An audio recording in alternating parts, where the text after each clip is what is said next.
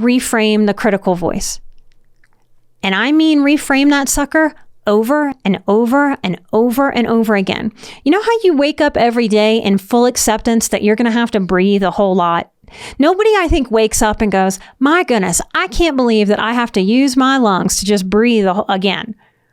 We radically accept that we're going to breathe. We radically accept that we need to drink water. We radically accept that we're going to go to the bathroom to regulate our system. What if I asked you to radically accept reframing the critical voice every damn time you catch that sucker? I hope that 2024 is the year that you stop thinking the critical voice is your wisest voice. It's not, and that's the trick that it plays. Nobody's critical voice comes in like some kind of goofball. The critical voice comes in with this know-it-all quality. I am the wisest self in here. I say the wisest things. Of course, a critical part is going to think that way. You ever met a critical person in real life that wasn't a know-it-all? Your critical voice is not your wisest voice. Healing from familial trauma in particular, or familial immaturity in our parents, means understanding that we do have these different voices inside of us. It's not multiple personalities. The smarter we are, the more complex our inner psyche. So this is actually a sign of intelligence, but it sure doesn't feel like it until you embrace this concept and learn to work with these different parts, instead of it feeling like a chaotic free-for-all in there and you don't know who or what to listen to when or how much.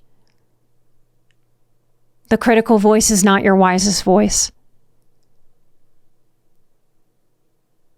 You're turning down the volume on the critical voice and learning how to turn up the volume on your wise woman or your wise man voice.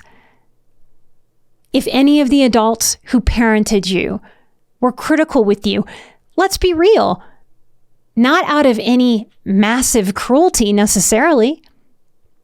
They're critical with themselves. Why wouldn't they be critical with you? That's the best they know how to do. But if any of the adults that parented you were critical with you, harsh, cold, shaming,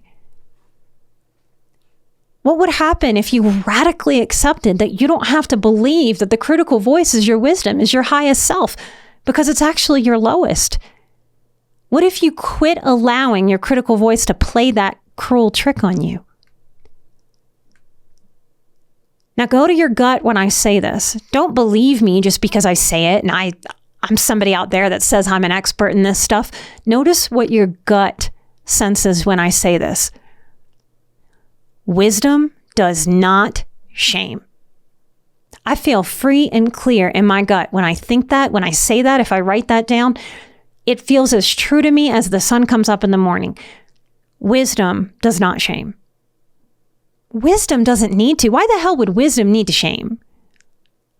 Wisdom doesn't shame the self, and wisdom doesn't shame others. Comment with the word emotional to get a link to the full episode. Remember to find Emotional Badass wherever you get your podcasts.